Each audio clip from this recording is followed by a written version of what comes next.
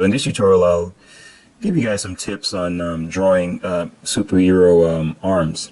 Now, I may do some additional tutorials on the legs and the torso and putting it all together and stuff like that, but I figured, I mean, when I was a kid, this is one of the most challenging parts of the body to draw, but which is one of the most fun parts to draw as well. But, you know, some of the things that I'll cover here will also apply to, you know, drawing in general. Even with figure drawing, it's pretty much the same thing. Drawing superheroes or comic book drawing is just exaggerated, you know, figure drawing, all right? But with drawing anything, I think one of the most important things you should always try to, you know, knock out is proportions. A general proportion I normally have is like, you know, the upper arm is, say, for example, like a head and a half or so, and then the lower arm is pretty close, but not as long as the upper. So I generally just rough them out to be pretty much the same thing. And then the hand is generally like 3/4 of a head. So it may be, say, like half of it. So that's a simple proportion to remember. Okay, because I see a lot of tutorials where people may not necessarily go over, you know, establishing proportions and stuff like that. They just go straight into the drawing. And I think it's kind of misleading because it gives people the impression that they don't do that, or they just magically get everything perfect. So the amateur may think, well, if I try to sketch things out and put construction lines in, I'm, you know, not good. And that is not true. Well, if you look at, you know, a lot of the drawings of, you know, some of the most celebrated artists, Western artists, you'll notice that they use construction lines and they build their things up gradually. All right. So what I'm doing here, I'm just using cylinders to kind of sketch out the arms. All right. And as I always say, it's always best to start with basic forms. Okay, it's always the best way to go. Now see, I'm using a cylinder to sketch out. That's the lower arm, and the upper arm like that. 2 cylinders, and the top is pretty much a you could think of it like a something like this. It's like a rounded form. So I just drew an oval like this, and then I just drew this to show sides. It's good to follow this thought process. See, I'm trying to reveal how you should think about these things as you draw them. Now, I think something that a lot of people don't necessarily pay a lot of attention to is anatomy. Now, anatomy is not necessary for you to know, but I think it's very useful, very, very, very useful to have some understanding, some basic knowledge. I think it helps you, it's in your benefit to have some basic idea before you go into the shading and all that stuff, which we're going to do, to have some basic idea on just understanding the basic functions of some of the muscles, where they are and what they look like and what surface forms they create.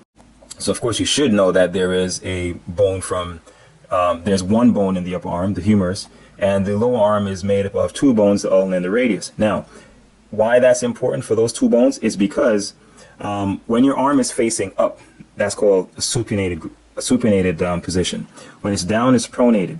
So when your arm is like this character, see the palm is facing in, the radius is attached to the elbow, and the head of it is attached to the thumb. So when the arm twists, say for example, like it turns inwards like this is, the elbow is still on the outside, but the arm is twisted. So what you have happening is the muscles that are attached around there will twist over, and you're going to see that when we start drawing this. As a matter of fact, I'll just sketch it out over here. So you have this muscle, it's a deltoid, right? And you have this is the biceps. Now I'm just going to show you the main muscle groups. This is the main muscle of the shoulder, 1. The next muscle of, well, the next 3 muscles of the upper arm, 1, 2, the bicep, 3, the tricep, that's at the back, and the one in the middle, you don't see that much, but when you see the biceps bulge and you see something like this, and then like this muscle right here, that's the brachialis, all right? The bicep, it kind of folds between the muscles of the lower arm, right? So you'll have the muscles on the inside of the arm are flexors, right? So those are the ones, imagine like a pulley system. Those are the ones that pull the arm or the hand insides, all right? And the ones on the outside are called extensors, and they're the ones that pull it out. Now, basically, this is the muscle that curves around like this, all right? When the arm turns inwards like this, this is what creates that bulge that we see on a lot of, you just look at your own arm and you'll see it. So it originates here on the humerus and it attaches to right here where the thumb is. Okay, so say that's the thumb. So it creates that form that you see, and that's what we're going to be pretty much sketching in. Now, the next thing you want to think about before you start shading is, well, how are you going to visualize the forms before you shade them, right? Now, something that's useful to keep in mind is, and just to show you the main principle that you use to shade these forms, imagine all right, let's start with a cylinder. You have a cylinder like that, all right? Now I'm going to make this cylinder bulge a little bit, like that. See? Now I'm sure you can draw that. Now I'm assuming you can also draw this. Let's imagine that this has some little grooves in it. Let's say it's like that.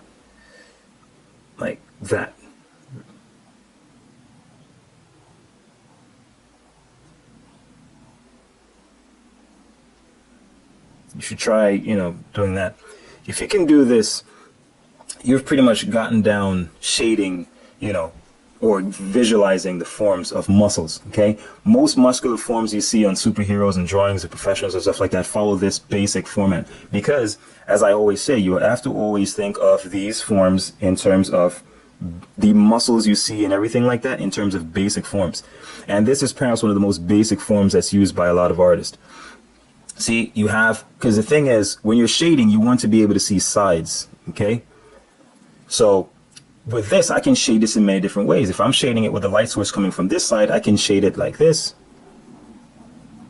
That takes care of it. If I have a light source coming from this side, I can have it like this. Okay, and so on and so forth. By having this kind of conception when you draw muscles, and you're going to see how I do that, this helps you a lot when you're shading. Now, in terms of making it more rounded, I could actually, say I have a form like this, and I'm sure you can draw that. So you notice I'm starting with forms that are very basic. Now I'm going to make this like a little balloon-like, see, like that.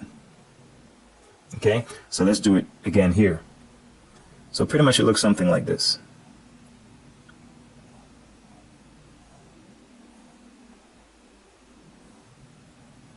If you can do that, you can pretty much draw muscles, okay?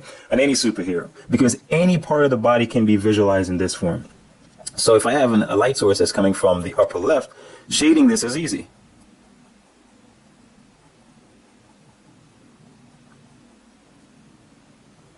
See that? And that's your muscle, okay? The deltoid, which is the shoulder muscle, resembles this. See? Now, well, I'm going to show you 3 ways that you could shade a simple form. Say I have a form like this. I'm going to use the pencil to like put some contour lines so you can see how I'm shading this. See, that gives you an idea of how I'm visualizing it. See, that's what the pencil does. Now I could shade this like this, and I'll explain what I'm doing here. What I'm doing is marking the shadow border, okay? This is the border of shadow, and I'm leaving reflected light. And you'll see this. This is very popular in shading, in comic books and so on. See something like that. Or you could do it something like this. And I'm assuming the light is coming from the upper left.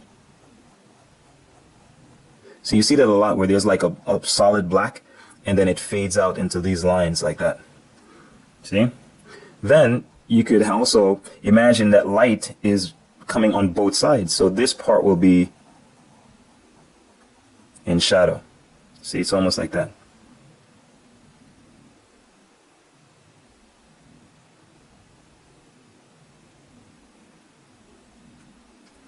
See, so in this case the light is coming from upper right. In this case the light is coming from both sides.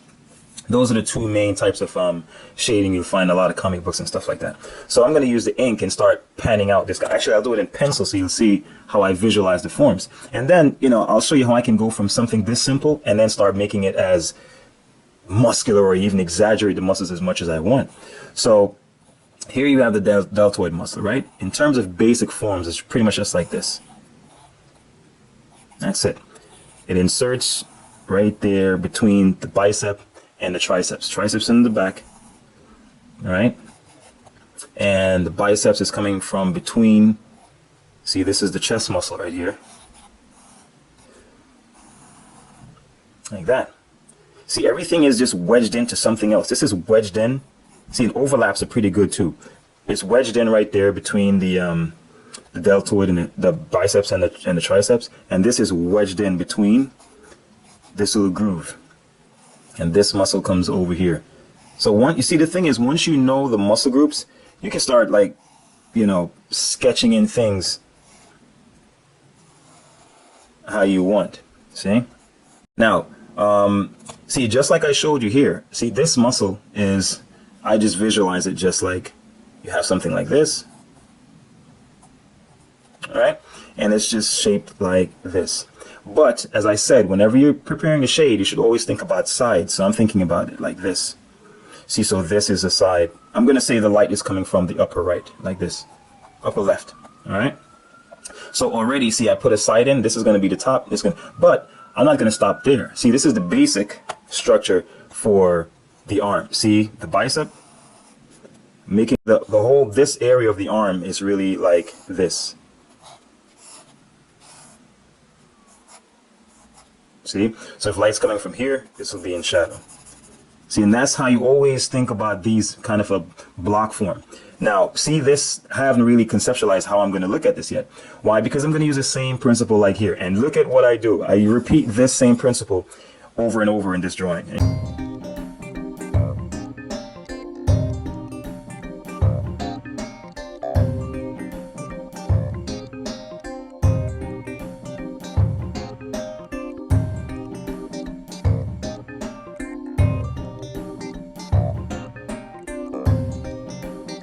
Now, you know, say you have a form like this, all right, just like I have here. Now, I'm imagining the striations of muscles right here. I have to decide how I'm going to do it. I'm not going to shade like this, you know, I'm going to stylize it a little bit. So what I'll do is, I'll just, instead of doing this whole thing, I may just do like this.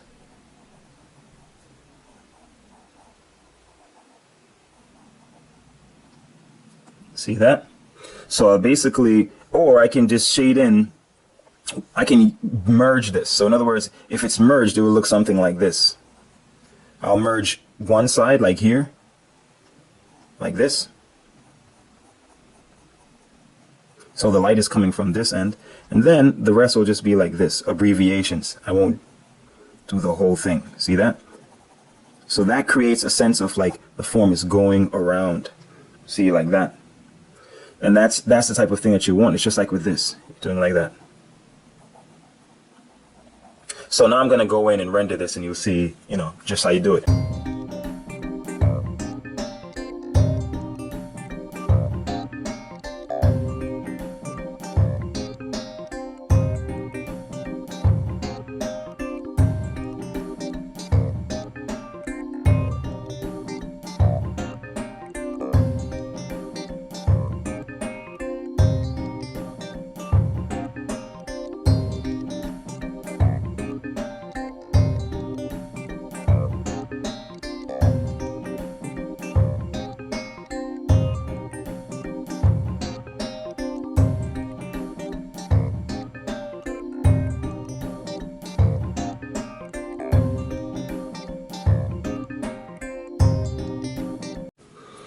All right, so hopefully, you know, that was useful. And notice in some of the areas, all I do is I just do like this.